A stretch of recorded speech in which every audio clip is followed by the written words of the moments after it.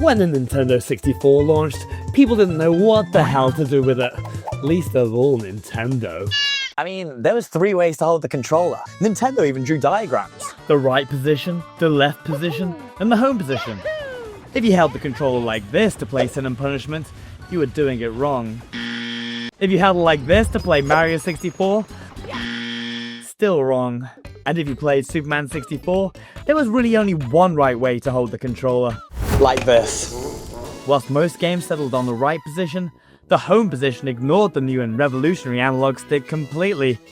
Probably included just in case this whole 3D gaming thing turned out to be a fad. It wasn't. The Nintendo 64 dropped in Japan and the US in 1996 and Europe in 97 and was the greatest thing God's ever seen. According to the ads. Oh, it's true! Originally it was going to be called the Nintendo Ultra 64, but Ultra got dropped, probably to avoid setting a dangerous naming precedent. I mean, what would be next? The Mega GameCube? The Hyper Wii? Giga Wii U. Or maybe Nintendo just saw the final hardware running and decided to manage expectations. It's a little dire, isn't it? Yeah. And when this thing finally arrived, there was nothing else like it. I mean, look at these curves. Everything in the 90s was boxy and angular. And then this thing comes along. It's thick! It looked like some kind of alien aircraft that beamed down into your living room. Wow. Park this thing under your TV, it's a hell of a conversation starter. Do you think this looks like... Please be quiet, Timmy. But it's what's inside that counts. It's just like magic and stuff. I don't know. 4 megabytes of RAM, a reality coprocessor, and the 64-bit CPU. It was this number that gave the console its name, making the number 64 more memorable than its appearance in the 8 times table. These jokes are getting worse. But hardware alone doesn't make a successful video games console. You need games. And boy, did the Nintendo 64 have games. Super Mario 64, Pilot Wing 64. Oh, that's it. Just the 2 games then at US launch. Wow. But these weren't just any 2 games. It's me, Mario! Mario 64 was Shigeru Miyamoto's magnum opus. A whimsical playground of movement and discovery, showing the world what 3-dimensional gaming could be. All on Nintendo's first try. And for the second game, Nintendo wanted some development support. So who else should they turn to but military defense software company, Paradigm Simulation?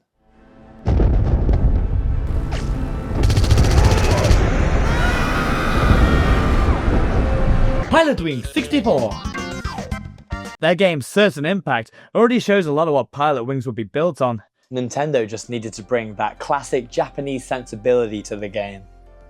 Kill, kill, kill, shoot that whale, kill a whale, kill a whale. Slowly, more games released, all utilizing the hardware in very different ways, with some becoming legendary.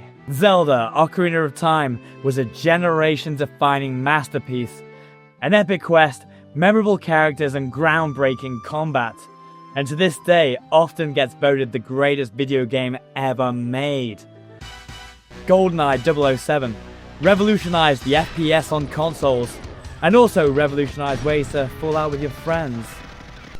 And Diddy Kong Racing became the greatest kart racer ever made.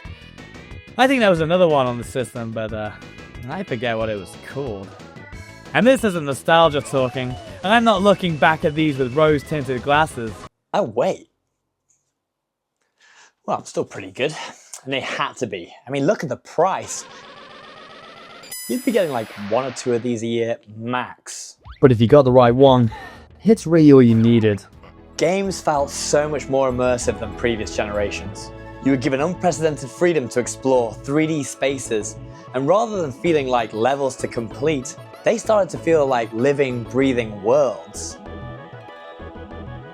Worlds with basic geometry, ugly low-res textures, and tons of invisible walls. Yes, but for the imagination of kids, it's all we needed. However, not all games delivered on the promises of this new dimension. Game development had been turned on its head. So while some developers flourished, others floundered. Pixel art, linear stage structure, and tile-based level design all fell by the wayside, replaced by polygonal modeling, open-world objectives, and texture mapping. 3D gaming was this new shiny technology, but the transition wasn't always for the best. I mean, does this really look better than this? Or does this look better than this? And let's not forget one of the most enduring hardware limitations. The fog. What you can't see won't hurt you. It will kill you. To hide the fact that the console couldn't load faraway objects, games added fog. I mean, Turok was basically a fog simulator. Somewhere in here, there's a dinosaur. Maybe. Hopefully I paid 70 quid. And for a console with a reality processor developed especially for 3D gaming, it sure did struggle with it. Mario Kart 64? Mario Kart, that was it. Even decided to use pre-rendered 2D sprites for their races. Something that Diddy Kong Racing wouldn't need to do. Because it was the greatest game ever made. No notes. To sweeten the deal, Nintendo introduced some interesting add-ons. This is the Rumble Pack. Nintendo invented the vibrating controller with the Rumble Pack. I'll never forget leaving my N64 on by accident overnight and getting woken up at 3 AM, the controller's vibrating on the floor. I switched the TV on, the world's ending in Majora's Mask. I still get PTSD about that. To this day. If you couldn't afford the official Rumble Pack, there was always the Jolt Pack, which doubled as both a Rumble Pack and a memory card. I don't know about you, but I've always thought that's what my precious save data needed. Being shaken the fuck around.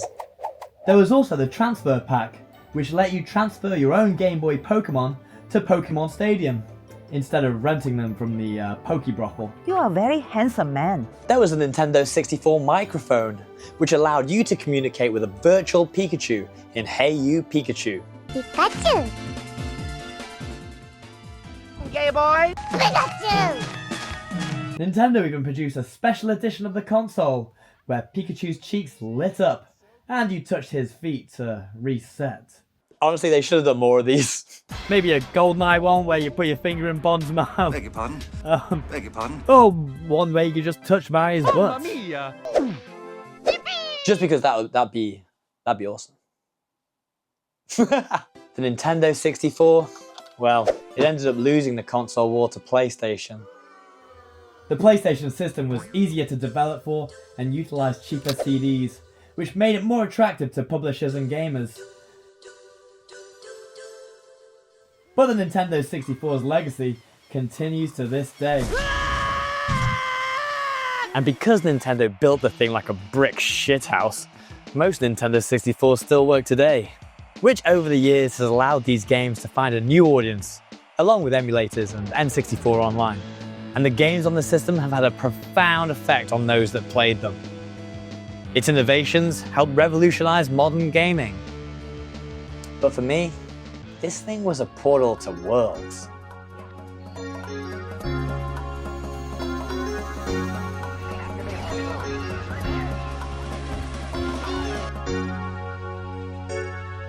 Here we go! And the way to touch Pikachu's feet.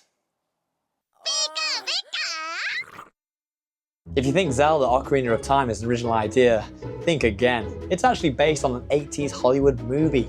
Click the video on screen to see how.